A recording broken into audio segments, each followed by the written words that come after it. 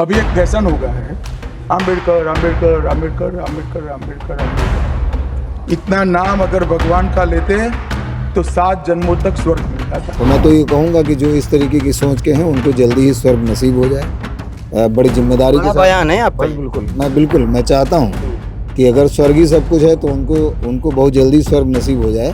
गांव में बैल चराने वाले, जानवर चराने वाले को यदि आप प्रधान बना देते हो ना, तो बैठेगा, बोलेगा जरूर, लेकिन बोलेगा क्या बोलेगा, वो बैल वाली भाषा बोल जाएगा। अमित शाह जी से पूछना चाहता हूँ, ये उनका स्वर्ग है कहाँ पे? वो क्या हमें बता सकते हैं कि उनका स्वर्ग कहाँ पे है? बहन जी के साथ जो भागने वाले थे वो माल खाए थे वो लेबर पहले टाइप के, बहुत गरीब टाइप के थे जिनको कुछ नहीं था। उन लेबरों को बहन जी ने इतना दे दिया, वो दूसरे जगह मंच बैठ गए। बाबा साहब को पढ़े ही नहीं। यदि बाबा साहब को पढ़ ले, कितना भी कट्टर, चाहे मुस्लिम हो, हिंदू हो, कोई हो, बाबा साहब का अनुयायी हो जाए। जिस तरह से उन्होंने बाबा साहब पर अम्बेडकर जैसी टिप्पणियां की हैं, वो टिप्पणियां कहीं न कहीं एक सोची समझी साजिश है।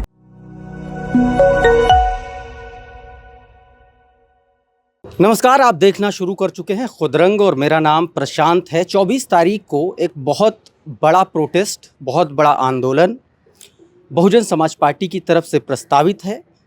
एक ऐसे बयान के खिलाफ, एक ऐसी सोच के खिलाफ, एक ऐसे सिस्टम के खिलाफ जो लगातार एक वर्ग को निशाने पर लेता रहा है हमेशा से।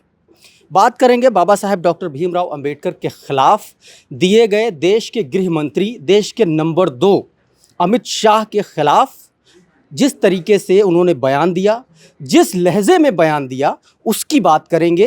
क्योंकि ये बड़ा ज़रूरी हो जाता है कि जिस तरीके से ये बयान दिया गया, वो भी इतने जिम्मेदार पद पर रहते हुए, वो भी तब जब देश की संसद में संविधान के 75 वर्ष पूरे होने पर और उसी विषय पर चर्चा हो रही हो, और उसी विषय के रचयिता डॉक्टर बाबा साहेब डॉक्टर भीमराव अंबेडकर के खिलाफ इस तरीके का बयान, इस तरीके का विचार अगर आता है देश के गृह मंत्री के दिमाग में, तो हमें और आपको ये सोचने की भी ज़रूरत पड़ेगी कि आखिर ये देश 75 साल बाद कुछ आगे बढ़ा भी है विचारधारा के तौर पर, या अभी भी वहीं पर अटका और लटका हुआ है। हमारे साथ तमाम सारे साथी मौजूद हैं जो बाबा साहेब डॉक्टर भीमराव अंबेडकर जी के मानने वाले हैं, समतामूलक समाज पे जिनका यकीन है, जिनका संविधान पर यकीन है। उनसे बात करेंगे और बहुजन समाज पार्टी से जुड़े हुए भी तमाम बड़े सवाल करने की कोशिश करेंगे। सबसे पहले सर, आपका नाम? रवि सागर फ्रॉम कौशाम्बी। रवि सागर, अभी जो चल रहा है इस देश के भीतर, हाल फिलहाल में जो भी चीज़ें बनी हैं, उसको लेकर के ख़ास तौर पर बाबा साहब के ख़िलाफ़ जो टिप्पणी की गई है, उस पर आप क्या कहेंगे? देखिए, हमारे इस देश के गृह मंत्री माननीय अमित शाह जी ने जो बाबा साहब पर टिप्पणी की है, वो इवन बाबा साहब पे नहीं, पूरे 140 करोड़ जनसंख्या जो बाबा साहब के अनुयायी देश में रह रहे हैं, उन देश के जनसंख्या, उन तमाम देशवासियों की जो बाबा साहब के मानने वाले हैं, बाबा साहब के अनुयायी हैं, उनके ऊपर, उनकी हृदय पर उन्होंने घात किया है। क्योंकि ये देश का जो चल रहा है वो बाबा साहब के संविधान से चल रहा है, और जिस तरह से उन्होंने बाबा साहब पर अम्बेडकर जैसी टिप्पणियां की हैं, वो टिप्पणियां कहीं ना कहीं एक सोची समझी साजिश है। मुझे तो ऐसा लग रहा है कि जो 1 नेशन 1 इलेक्शन का जो मामला है, सरकार का कहीं ये तो मामला नहीं है कि ये साजिश तो नहीं है कि तमाम इस जनसंख्या के, इस देश के आवाम को दूसरी तरफ मोटिवेट करके, दूसरी तरफ डाइवर्ट करके उनके सोच को, उनका जो आंदोलन, या तो जो लोग नहीं चाहते कि 1 नेशन 1 इलेक्शन हो, उस मामले को दूसरी तरफ डाइवर्ट कर दिया जाए। लोग बाबा साहब अम्बेडकर जो उन्होंने संसद भवन में कहा, जो कि देश की सबसे बड़ी जो पंचायत है, जहां पर देश के कानून बनते हैं, वहां पर उन्होंने बाबा साहब के नाम पर जो अमानवीय व्यवहार किया है, वो अच्छा नहीं है। और एक गृह मंत्री के मुंह से ऐसी भाषाएं जो है शोभा नहीं देती है। मुझे तो ऐसा लग रहा है कि कहीं भगवाधारियों को इसकी सोची समझी साजिश तो नहीं है जो गृह मंत्री के मुख से बाहर निकल आ रही हैं। ठीक बात है। हमारे साथ और भी कुछ लोग हैं। सर, आपका नाम? मैं नवनीत तिवारी। मैं एक बसपा का एक छोटा कार्यकर्ता हूं, और मुझे भी बड़ी आपत्ति है उनके जो उन्होंने ये वक्तव्य दिए हैं कि बाबा साहब या भीमराव अंबेडकर जो भी उन्होंने नाम लिया है, उसको एक अच्छे परिप्रेक्ष्य में भी लिया जा सकता था। हाँ, सबकी अपनी अपनी श्रद्धा है, अगर कोई ईश्वर को भजता है तो उसमें कोई आपत्ति नहीं है, लेकिन किसी से ये तुलना करना कि अगर आप ये करते तो ये अच्छा होता, सबकी अपनी अपनी श्रद्धा है, सब अपने हिसाब से काम कर रहे हैं। और रही बात बाबा साहब की, तो वो तो हमारे देश के इतने महान पुरुषों में आते हैं, उन्होंने हमारे संविधान का निर्माण किया, हमारे देश के प्रथम कानून मंत्री रहे, कोई ऐसी छोटी मोटी बात नहीं है उनके खिलाफ से बोलना। तो मैं अब भारतीय जनता पार्टी के लोगों से अपील करूँगा कि कृपया महापुरुषों का नाम सद्भाव प्रेम से लिया जाए, ताकि देश में प्रेम भावना बनी रहे। जिस तरीके से तुलना की गई है, क्योंकि आप बहुजन समाज पार्टी के सिपाही हैं, इसलिए एक सवाल आपसे और भी मैं जानना समझना चाह रहा हूं, क्योंकि बहुजन समाज पार्टी की जो पृष्ठभूमि है, जो नींव है, वो बाबा साहब के विचारों से होते हुए मान्यवर साहब कांशीराम जी के थ्रू आते हुए बहन जी उसको आगे बढ़ा रही हैं। 2007 में बसपा की सत्ता आई और उसके बाद से 12 के बाद से लगातार बीएसपी का एक डाउनफॉल जाता रहा। क्या वर्तमान में अभी गांधी का शिफ्ट धीरे धीरे बाबा साहब की तरफ होता हुआ दिखलाई पड़ रहा है? क्या इस देश की राजनीति गांधी से होते हुए अब अंबेडकरवाद की तरफ बढ़ रही है? क्या बाबा साहब अब इस राजनीति का मुख्य केंद्र बनने वाले हैं? जी देखिए, बाबा साहब एक महापुरुष हैं और हमेशा से ही हमारी पार्टी उनका सद्भाव सत्कार करती हुई आई है, उनके मूल्यों को हमेशा से ही लेके चली है। और जहाँ तक हमारी बहन जी की नेतृत्व का सवाल है, तो वो सर्वभाव सर्व प्रेम सबसे रखती हैं, सभी जातियों से रखती हैं। उनका कहीं भी आप किसी भी भाषण या किसी वक्तव्य में ऐसा नहीं सुन सकते कि वो सभी जातियों को समान लेके नहीं चलती हैं। यहाँ तक कि उन्होंने नारा भी दिया था, सर्वजन हिताय सर्वजन सुखाय, और उन्होंने सभी जातियों के समान भाव से सभी के लिए काम किए हैं। और हमेशा से हमारी जो नीतियाँ रही हैं, हमारी पार्टियों की नीतियाँ रही हैं, वो सप्रेम स्वभाव सद्भाव की रही हैं, जो हम उसको आगे लेके बहन जी हमारी चल रही हैं। ठीक बात। हमारे साथ और भी तमाम लोग हैं, तमाम साथी लोग हैं। सर, आपका नाम? मैं आदर्श पटेल, प्रदेश महासचिव। अच्छा, अमित शाह का जो बयान है, इसको आप कैसे देख रहे हैं? अब बहुत ही घटिया बयान मैं कहूँगा इसका, और इसकी घोर निंदा भी करता हूँ। और मैं ये कहूँगा कि अमित शाह जी के मुंह से जो बयान निकला है, उस बयान को हम लोग तो सीधे सीधे जो 2024 के चुनाव में एक बात निकल के आई थी कि संविधान को ख़त्म कर देना है। अगर 400 पार हम लोग हो गए तो 400 पार इसलिए चाहिए कि संविधान ख़त्म कर देना है। इस बयान को उस समय की जो बातें थीं, उस बात से जोड़ करके ही हम लोग देख रहे हैं कि निश्चित तौर पे उनके दिलो दिमाग में जो चीज़ें थीं वो ज़बान पे आ गई, और ये किसी भी तरीके से बर्दाश्त नहीं होगा। क्योंकि इस देश में जैसे उन्होंने ये बात कही ना कि जितनी बार जिस तरीके से लोग बाबा अंबेडकर अंबेडकर अंबेडकर अंबेडकर बोलते हैं, अगर उतनी बार अगर भगवान का नाम लिया हो ले तो आदमी को जो है 7 जन्म में स्वर्ग नसीब होगा। तो मैं तो ये कहूँगा कि जो इस तरीके की सोच के हैं उनको जल्दी ही स्वर्ग नसीब हो जाए। बड़ी जिम्मेदारी के साथ बयान है आपका। बिल्कुल मैं चाहता हूँ कि अगर स्वर्ग ही सब कुछ है तो उनको बहुत जल्दी स्वर्ग नसीब हो जाए। और जहाँ तक बात रही भगवान की, तो इस देश का 100% जो बहुजन समाज है वो बाबा साहब डॉक्टर भीमराव अंबेडकर जी को भगवान से कम नहीं समझता है। भगवान जरूरी है कि संविधान जरूरी है? नहीं, संविधान जरूरी है जी। आपके पैर में दिक्कत है, आपके पैरों में समस्या है, तो आपको जो अधिकार मिले हैं संविधान में, जो आपको अधिकार दिए हैं, उन अधिकारों के तहत ही सरकारें पॉलिसी बनाती हैं, वेलफेयर की स्कीम्स बनाती हैं, स्वास्थ्य की भी बनाती हैं। तो आपके लिए ज़रूरी क्या है? हमको जो है बाबा साहब के भाषणों को ज़रूरी है, उन्होंने हमको आगे बढ़ाया। अगर वो ना होते तो हम लोग बहुत पीछे होते।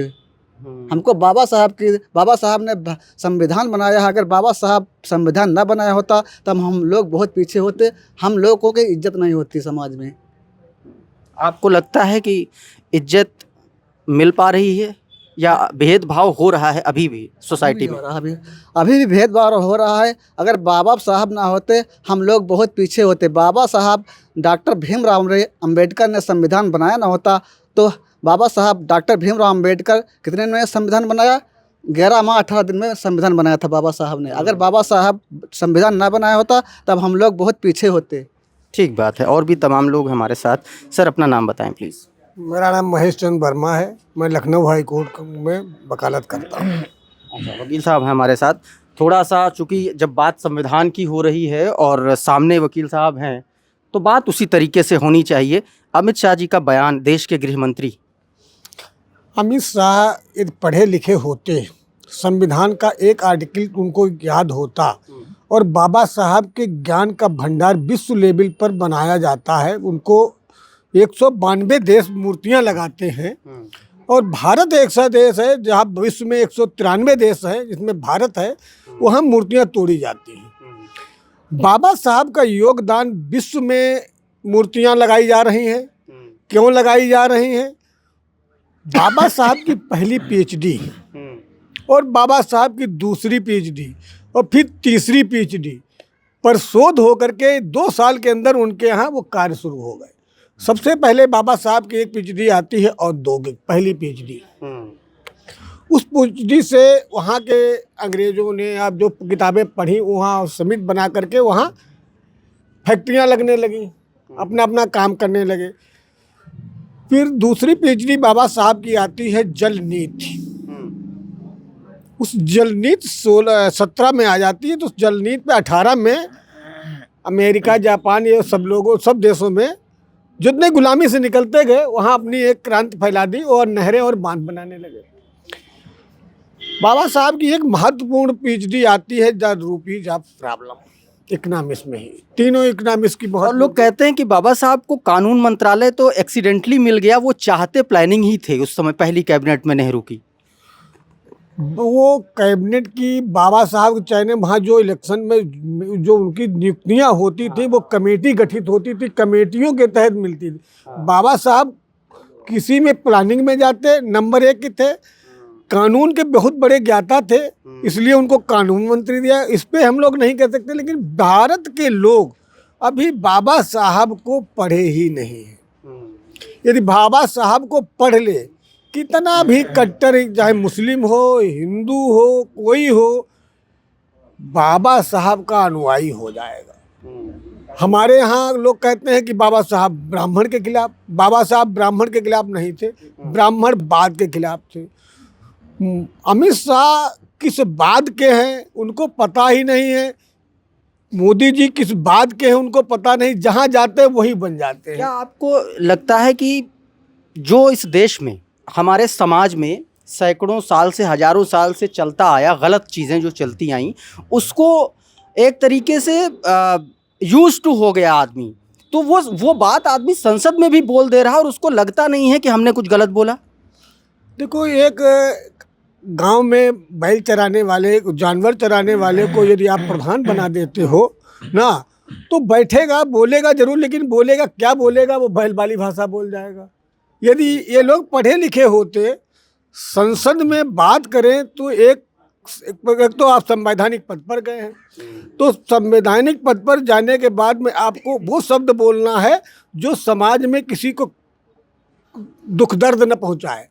आप किसी का कैसे भी हैं, लेकिन समाज के हित की ही बात करेंगे। कानून, आप वहाँ संसद में इसलिए जाते हैं कि नए नए कानून ऐसे बनाए जाए जिससे जनता का विकास हो, न कि वहाँ जात की बात हो, न वहाँ धर्म की बात हो, विकास की बात होना चाहिए। कोई विकास की बात ये लोग नहीं करते, केवल डाइवर्जन करते हैं, ये कर दिया मैंने, वो कर दिया। और इनको क्या ज़रूरत थी ऐसी महान व्यक्ति को?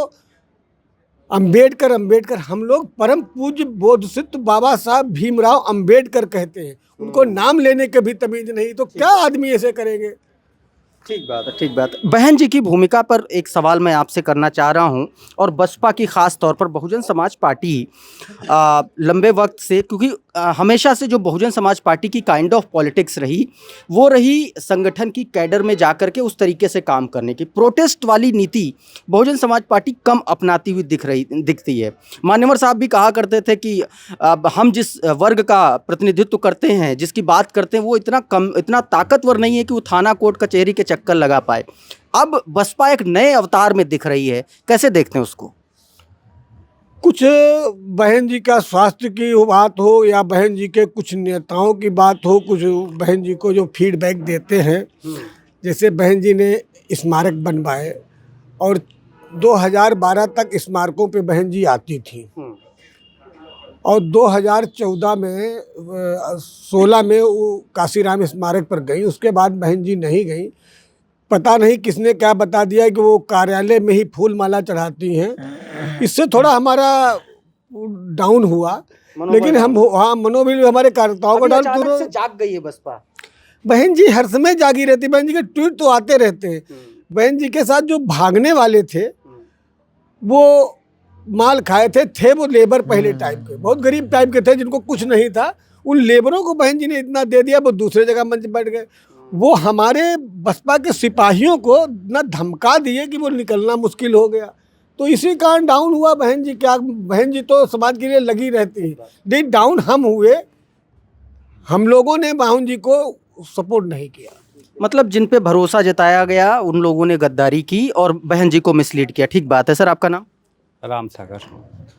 अमित शाह का ये बयान, देखिए चर्चा यही है, अमित शाह का बयान, एक उन्होंने बाबा साहब के नाम को फैशन बताया कि फैशन में लोग इस तरीके का उनका नाम लेते हैं। इस बयान पर आपकी पहली प्रतिक्रिया, और बहुजन समाज पार्टी का नेशन वाइड जो प्रोटेस्ट है 24 तारीख को, उस पर आप क्या कहेंगे? देखिए, जो अमित शाह जी का बयान आया वो अमर्यादित बयान था। अमित शाह जी को अंबेडकर अंबेडकर अंबेडकर कह करके और ये कह करके अगर ये लोग इतनी बार भगवान का नाम लें तो इनको 7 जन्मों तक स्वर्ग मिल जाएगा। शायद उनको ये बात की जानकारी नहीं है। आखिर मैं अमित शाह जी से पूछना चाहता हूँ, ये उनका स्वर्ग है कहाँ पे? वो क्या हमें बता सकते हैं कि उनका स्वर्ग कहाँ पे है? स्वर्ग कहाँ पे मिलता है? अगर अंबेडकर की बात की जाए, बाबा साहब डॉक्टर भीमराव साहब ने ये दलित समाज के लिए, बहुसंख्यक समाज के लिए, बल्कि उन्होंने सर्व समाज के लिए, सर्व समाज के हित के लिए उन्होंने सारी लड़ाइयाँ लड़ी हैं। अपने जीवन काल में हो या आज उनके नाम लेकर के लड़ाई जो भी लड़ी जा रही हैं, वो सिर्फ पूरे समाज के लिए, पूरे भारतवर्ष के लिए लड़ी जा रही हैं। उनको शायद इस बात की जानकारी नहीं है अमित शाह जी को। वो या तो फिर किताबों और जो हमारा संविधान है, भारतीय संविधान का, उन्होंने सही से अध्ययन नहीं किया है, क्योंकि जो देश चलता है वो संविधान से चलता है। इस बात को भी उनको मालूम होना चाहिए। और संविधान जब लिखा गया तो उसका चेयरमैन कौन था, अध्यक्ष कौन था, किसके द्वारा संविधान लिखा गया है, इसकी शायद उनको जानकारी नहीं है। तो हमें जब उन्होंने ये बात कही है, इसका मतलब ये होता है कि वो सीधी सी बात है, वो देश के गृह मंत्री हैं, मैं उनका सम्मान करता हूं, लेकिन वो देश के जो, वो तो बाबा साहब का सम्मान, हाँ, लेकिन वो बाबा साहब का सम्मान ना करके दलितों का, बहुसंख्यकों का और पूरे भारतवर्ष का इन्होंने अपमान करने का काम किया है, जिससे भारतवर्ष की जनता इनको माफ़ नहीं करेगी। तो कुल मिलाकर के गृह मंत्री अमित शाह के बयान के खिलाफ देश की बहुसंख्यक आबादी, सर्व समाज में एक ज़बरदस्त तरीके से रोष व्याप्त है। 24 तारीख को बहुजन समाज पार्टी का नेशन वाइड एक प्रोटेस्ट है। अब उसमें देखना होगा कि क्या कुछ नए तरीके से अमित शाह को लेकर के कुछ नई ऐसी बातें निकल करके सामने आती, जिसके ज़रिए आने वाले वक्त में क्या पॉलिटिकली भी बहुजन समाज पार्टी उतनी तरीके से, उस तरीके से सक्रिय रह पाएगी, क्योंकि 2027 का चुनाव है और बहुजन समाज पार्टी के लिए करो या मरो की स्थिति है। उससे पहले ये जो प्रोटेस्ट हैं, इस तरीके की जो आंदोलन है, वो किसी भी पार्टी को, किसी भी मूवमेंट को एक तरीके से प्राण वायु देने का काम करते हैं। बहुत बहुत शुक्रिया, बहुत बहुत धन्यवाद। आप जुड़े रहिए आपके अपने खुद के चैनल खुद रंग के साथ। नमस्कार।